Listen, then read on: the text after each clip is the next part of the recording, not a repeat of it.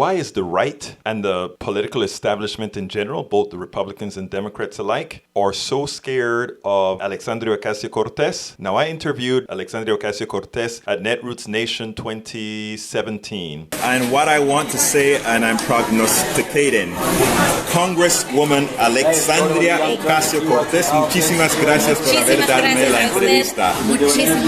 Tenga buen día. Gracias. And I found her to be young and smart and fearless. And that makes her dangerous. She is empowering a whole lot of people, giving them the reasons that they shouldn't have fear, the reason why they should realize they're in control. It makes the plutocracy fearful. Because if people start to adapt her way of being, her character, if they feel empowered because they should feel empowered, then she presents a clear and present danger for the order that we have today. I want you to listen to a snippet from a talk that she gave in Austin at South by Southwest, because it makes it clear why they are so scared. Our question is, what advice would you give to young girls of color who want to get into politics? The advice that I give is stop trying to navigate systems of power and start building your own power.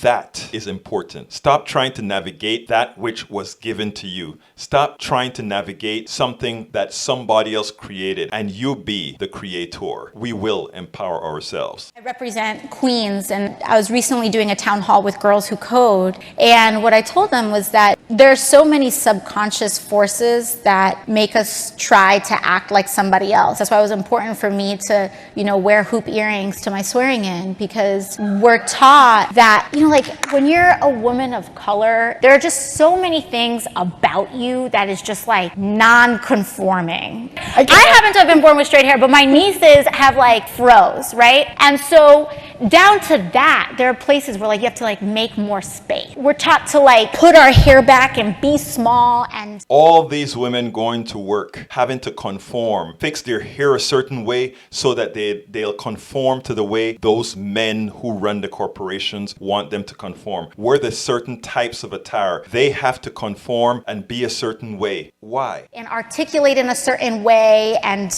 be square, and essentially try to do an impression of power, which has really our subconscious signals to try to act like white men. And so it's down to how you are forced or encouraged to speak. The idea that some ways of speaking are less legitimate, the idea that some ways of dressing are less legitimate, or, instead we don't say legitimate, we say unprofessional. And so that if you say ain't, or if you say my mama or whatever, it's unprofessional. But even if you're producing the same result or the same quality of work, you are somehow seen as less than. So stop trying to navigate those systems, because they weren't built for you, and we need to build our own systems and recognize the other. That is empowering, but more importantly, it empowers others, and that is the biggest fear of the plutocracy, right? Think about it. If people start to realize that the corporations couldn't make it without them, that those in power really are the ones who are dependent on them, there are more of the others than there are of them. It has always amazed me how a small amount of people can exert the amount of power on the many, on those who produce, on those who they capitalize on. And if you wonder why a change is coming and why a change must come, when the Powell Manifesto came out, the idea was to continue to convince you to remain a willing slave. But when we have young folks like Alexandria Ocasio Cortez and others start to push back on a system that says, no, we are the ones that are actually doing the work. Why should we conform? Why should the masses have to conform to the few? People always talk about,